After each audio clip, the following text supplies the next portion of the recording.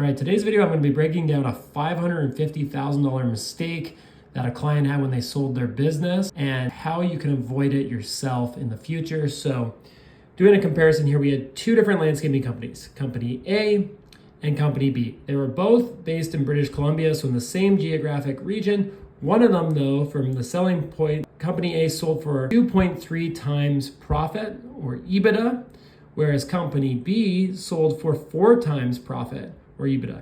And so if we were to apply that same 4 times to Company A and when it sold, it would have been equal to $550,000. It would have been over $550,000 more to the purchase price. So what happened? Breaking it down, number one, the client in Company A, the business owner of Company A, waited too long to sell.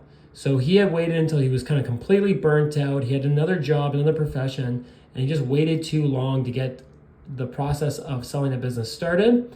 And a big reason feeds into number two, he had over 90% of the revenue came from a single customer. So there's a ton of risk of the business if that customer didn't transfer over. The third issue was around financing. So given not just customer concentration, there were a few things in the business like a kind of an unofficial lease for one of the properties. It wasn't zoned as a commercial property zone, and he wasn't able to get financing. So the seller had to finance a bunch of the deal. It made a buyer coming in have to have a lot more cash.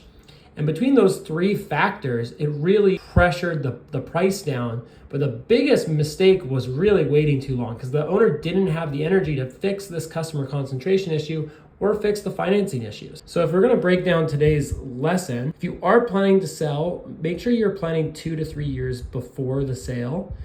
Think like a buyer. And by think like a buyer, we're talking about put your buyer's hat on and think about all the red flags in your business and how you can reduce risk in your business. So you want to think like a buyer and think, okay, if I have a big customer concentration issue, how can I address that in my business? And then signing key contracts. So not mentioned here, there was also a key employee who didn't have a set contract for the business. So between the customer concentration and the key employees and the lack of a lease, there was a bunch of contracts missing that created a lot of risk for the buyer. And what ends up happening is that you end up with a 2.3 multiple of EBITDA versus a 4 times, which left almost $500,000 off the table. So avoid these mistakes and start planning your exit well in advance.